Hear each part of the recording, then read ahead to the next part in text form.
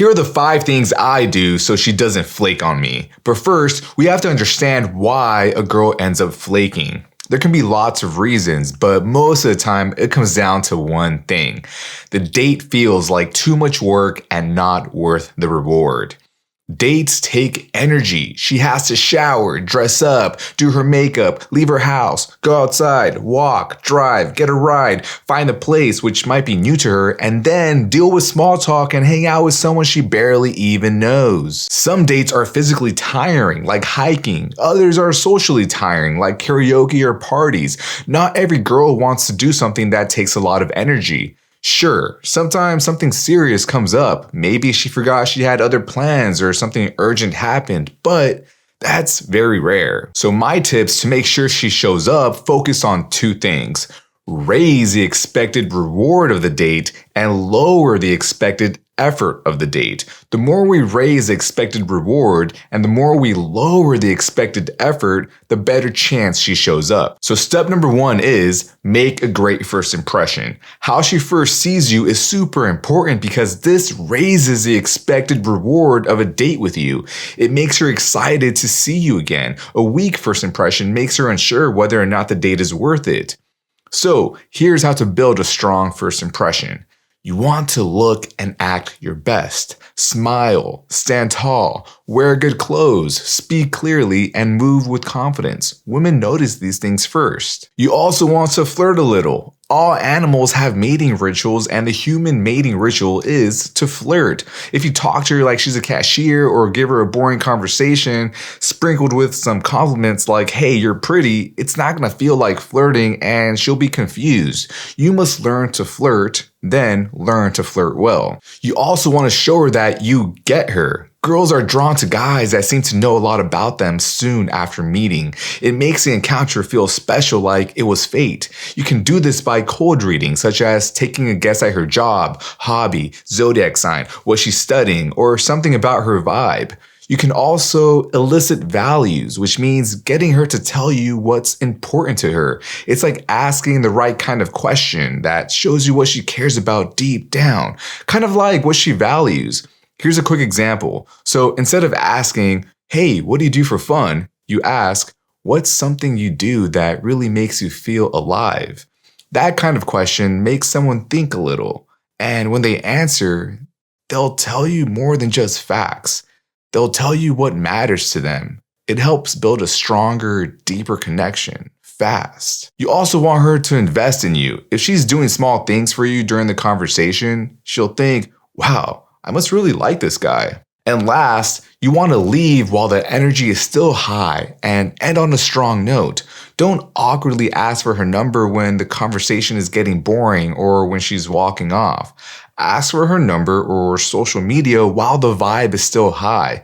Every guy's had that experience of talking to a girl and then he kept on talking to her until it turned stale and the girl awkwardly said that she had to go. You want to do the exact opposite and leave before she leaves. The interesting guy always leaves before she's ready for him to go. So getting better at first impressions takes practice, but it's the most important part of getting girls to actually show up for the date. Step number 2 is make it hard for her to read you. This is connected to strong first impressions, but it needs its own part. Think about 2 guys she meets on the same day. Guy A is cool and confident. He tells her everything, his job, where he lives, his hobbies, and how much he likes her. His first impression is strong, but he's not hard to read. He's an open book to her. Guy B is also cool, confident, and attractive to her, but shares just enough to make her curious. He mentions he's an artist, but not what kind. He's new in town, but doesn't say from where. She leaves wanting to know more. Who do you think she'll be more excited to see again? With Guy A, even though he had a strong first impression, she already knows everything about him and can already make a decision whether or not he's a good match for her.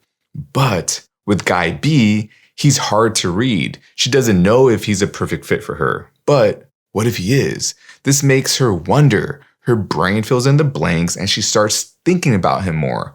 Imagination is a powerful thing and she'll need to find out more about him.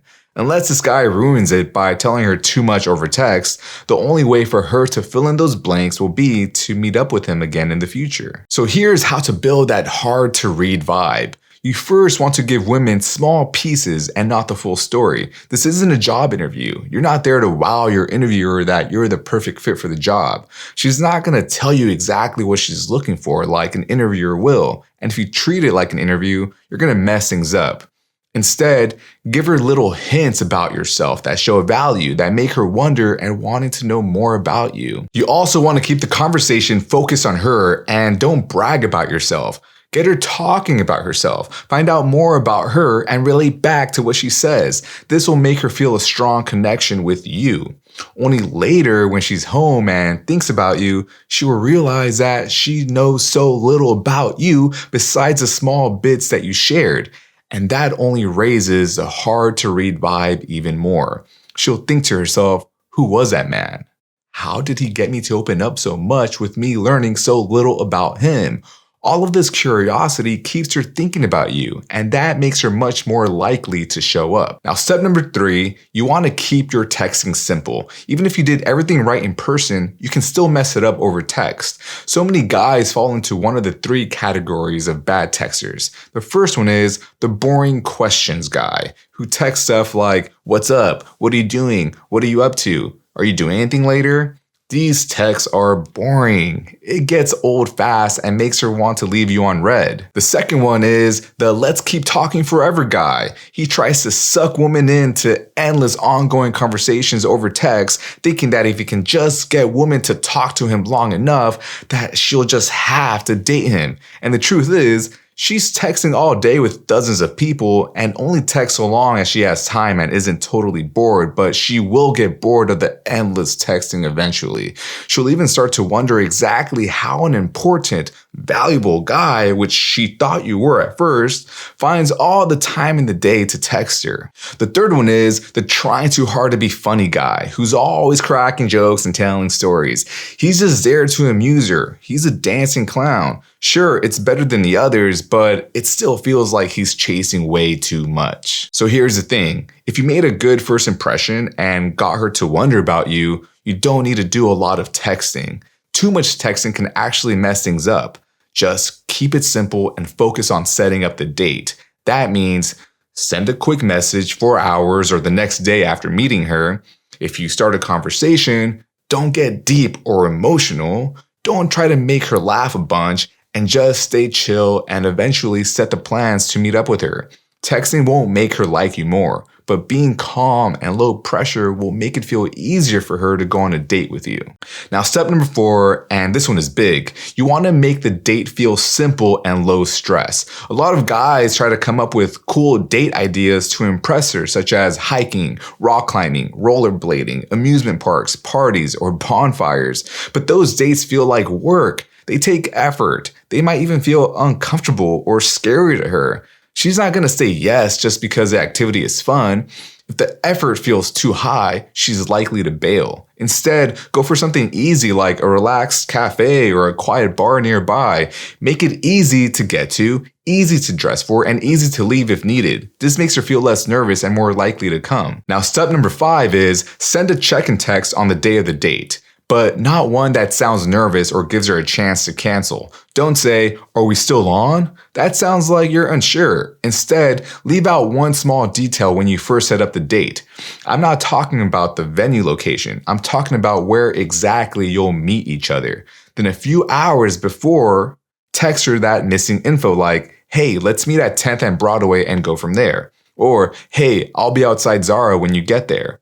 This kind of text works because it assumes she's coming. It makes her feel like she's already committed. If she wants to cancel, now she has to make an excuse, and that's more work than just showing up. Even if she was thinking of flaking, your check-in text makes it easier for her to go than not go. If you don't have a location detail, then just text her what you're wearing or driving like, "Hey, by the way, I'll be the guy with the gray jacket," or "Hey, I'll be in the red car." With this, you're helpful. You're not being needy, and that small detail makes a big difference in whether or not she shows up. So those are the 5 key steps that help make sure girls actually show up to your dates.